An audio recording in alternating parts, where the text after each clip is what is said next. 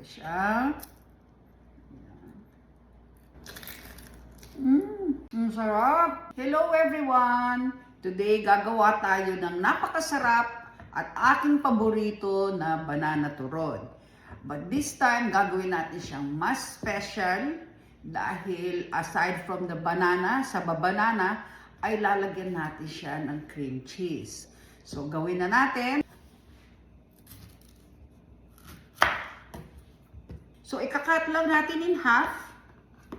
Or pwede mo rin siyang i-cut into 1/4 kung gusto mo ng mas maninipis at mas maliliit na turon. Ngayon, na-cut na natin ang bananas, i-coat natin lahat sila in sugar. So, ilalagay ko lang dito sa pan. Ngayon, na-prepare na natin ang ating bananas at naka-cut na, i-slice na natin ang ating cream cheese.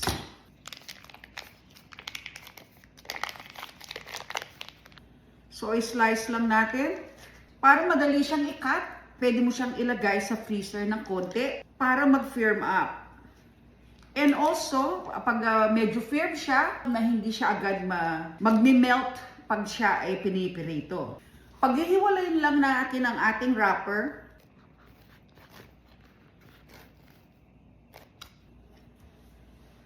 At maglalagay tayo ng banana na naka-coat na sa sugar. At ilalagay lang natin dito isang strip ng cream cheese at balutin.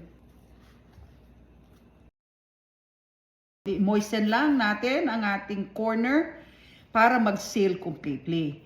Make sure na very tight. And ayan, nakabalot na. So we'll do it one more time. Gawin natin. Pakita ko lang ang ating banana dito na kinukoat natin in sugar. Ilagay dun sa corner, bottom corner ng triangle natin. Maglagay ng isang strip ng cream cheese. At i-roll natin. Yan. Make sure na tight na tight.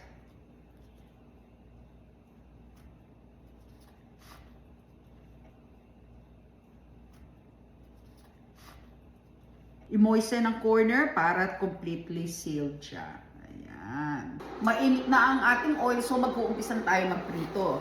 Kino-coat ko lang ang sa labas rin with sugar.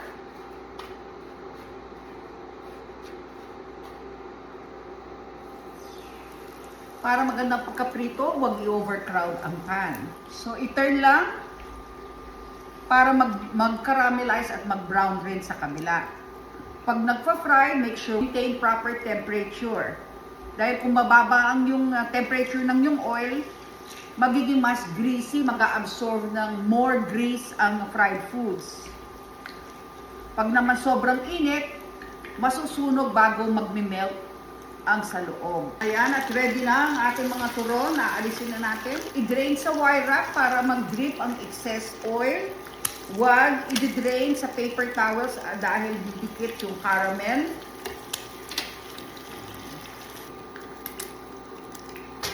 Ito na ang ating mga banana turon. Napaka-crispy.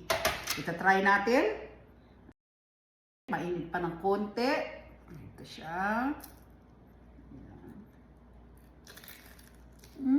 Ang sarap! May caramel shell sa labas from the sugar na nag-melt during the frying. May sweet, juicy sa bananas inside. And of course, yung cream cheese, no? I hope you'll try this banana turon with cream cheese. Follow for more!